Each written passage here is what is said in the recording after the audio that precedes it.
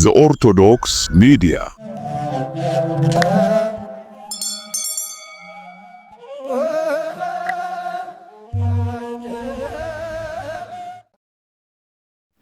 መስቀል ኃይላችን ነው፣ ኃይላችን መስቀል ነው። የሚያጸናን መስቀል ነው። መስቀል ቤዛችን ነው። መስቀል የነፍሳችን መዳኛ ነው።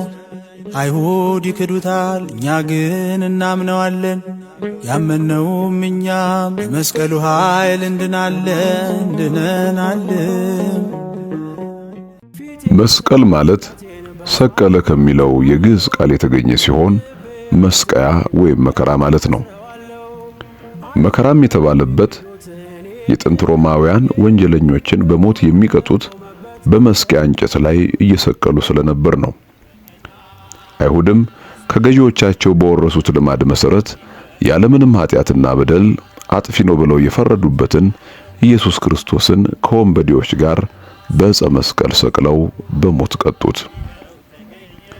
ይህ መድኃኒተ ዓለም የተሰቀለበትን መስቀልም እንደማይጠቅም ሰባራ ዕቃ የትም ከተጣለ በኋላ ዕውራን፣ አንካሶች፣ ለምጽ የያዛቸው፣ አጋንንት ያደረባቸው፣ ሰይጣን የለከፋቸው ሕሙማን ሁሉ እየሄዱ ሲዳስሱት ከየበሽታቸው ስለፈወሳቸው አይሁድ በክርስቶስ ገቢረ ተአምር ይናደዱ እንደነበር ሁሉ የመስቀሉ ድውያንን መፈወስ ደግሞ ይበልጥ ስላበሳጫቸው ንዴታቸውን ለማብረድ ጉድጓድ ምሰው ቀበሩት። አይሁድ በዚህ አልረኩም። ከቀበሩት በኋላ በኢየሩሳሌምና በይሁዳ ምድር ያለ ሕዝብ ሁሉ ማንኛውንም ጥራጊ እየወሰደ በቀበሩት መስቀል ላይ እንዲያፈዝ ትእዛዝ ስለሰጡ 200 ዘመናት ያህል የጥራጊና የቆሻሻ መጣያ ሆኖ ቆይቷል። ከዚህ በኋላ የንግሥት እሌኒ ልጅ ቆስጠንጢኖስ በአራተኛው መቶ ዓመተ ምህረት ገደማ በቁስጥንጥንያ እንደነገሰ አብያተ ክርስቲያናትን እያወደሙ አብያተ ጣዖታትን የሚያስፋፉ መክስሚያኖስና ዲዮቅልጥያኖስ የሚባሉ አላውያን ነገሥታት ተነስተው ክርስቲያኖችን ያሰቃዩ ነበር።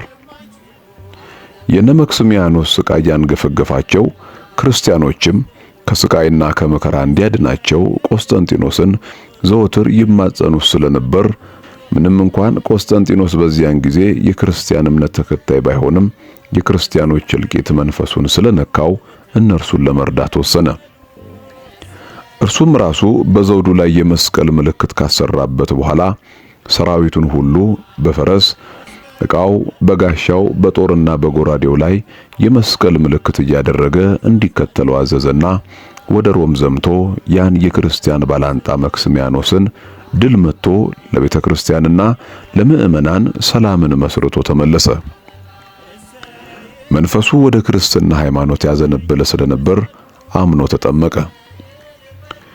ያን ያዩ የሮማን ምእመናን መስቀል የሥጋና የነፍስ መድኃኒታችን ነው በማለት ድል አድራጊው ቆስጠንጢኖስን ትምህርተ መስቀል እየያዙ ተቀበሉት።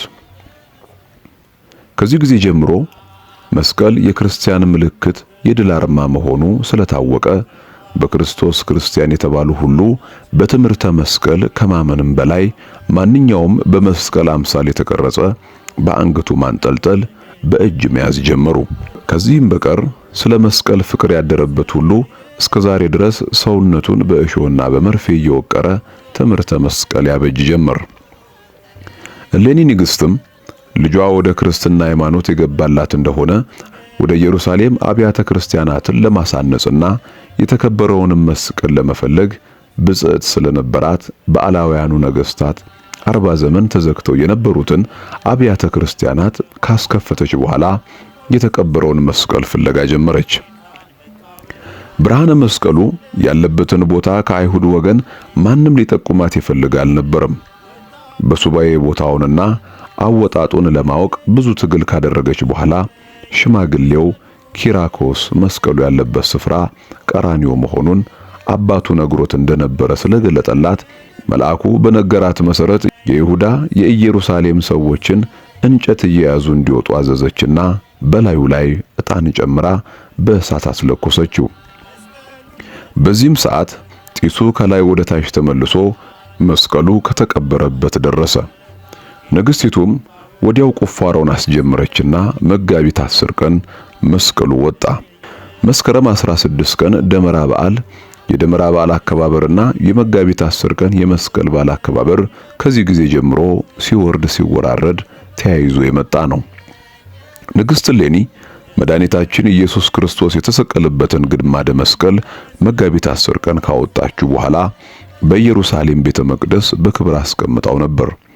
ግን ያን ጊዜ ኢየሩሳሌም የጦር አውድማ ስለነበረች መስቀሉ በአሕዛብ እየተማረከ ከቦታ ወደ ቦታ ስለሚዘዋወር የክርስቲያን ነገሥታት መስቀሉን ለመመለስ ባደረጉት ጦርነት ብዙ ደም መፋሰስ አድርገዋል።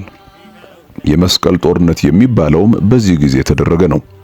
ከዚህ በኋላ አራቱ አህጉር መስቀሉን ለበረከት ሲከፋፈሉት ለአፍሪካ የደረሰው ግማደ መስቀል በእስክንድርያ ሊቀ ጳጳስ እጅ እንዲቀመጥ ተደርጎ ነበር። በዚህም ጊዜ በግብጽ ክርስቲያኖችና እስላሞች መካከል ጸብ ስለተነሳና የክርስቲያኑን ጳጳስን ማስረው ስላሰቃዩአቸው የኢትዮጵያ ንጉሥ አጼ ዳዊት የተገፉትን ለመርዳት በብዙ ሰራዊት ታጅበው ሱዳን ደረሱ። ሰላም ካልተደረገ ወይ ጦር አዘምታለሁ የአባይን ወንዝ እገድባለሁ በማለት ለግብጽ ንጉሥ ስለገለጹላቸው ንጉሡም ሰላም መደረጉን የሚገልጽ እጅ መንሻ አያሌ ዲናር ወርቅ ለአጤ ዳዊት ላኩላቸው። አጤ ዳዊት ግን በዚህ ፋንታ የጌታችንን ግማደ መስቀል እንዲልኩላቸው የሚገልጽ መልእክት ጨምረው የላኩላቸውን ዲናር መለሱላቸው። የግብፁ ንጉሥም የአጼ ዳዊትን ከፍተኛ ምኞት ተረድተው መስቀሉንና ንዋየ ቅዱሳቱን በአቡነ ሚካኤል እጅ ላኩላቸው። ንጉሥ ዳዊትም እስከ አስዋን ወርደው መስከረም 10 ቀን መስቀሉን በክብር ተቀብለው ወደ ሀገራቸው ሲመለሱ ስናር ላይ በድንገት አረፉ። መስከረም 10 ቀን የሚከበረው የአጼ መስቀል በዓል አከባበርም አጼ ዳዊት መስቀሉን የተረከቡበት ቀን ስለሆነ ነው።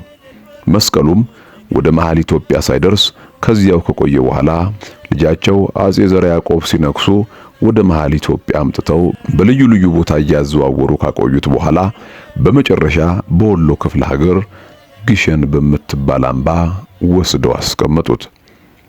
መልካም የመስቀል በዓል ይሁንልን። ይከኑት እንኳን በቆሻሻችን ጌታን መቃወም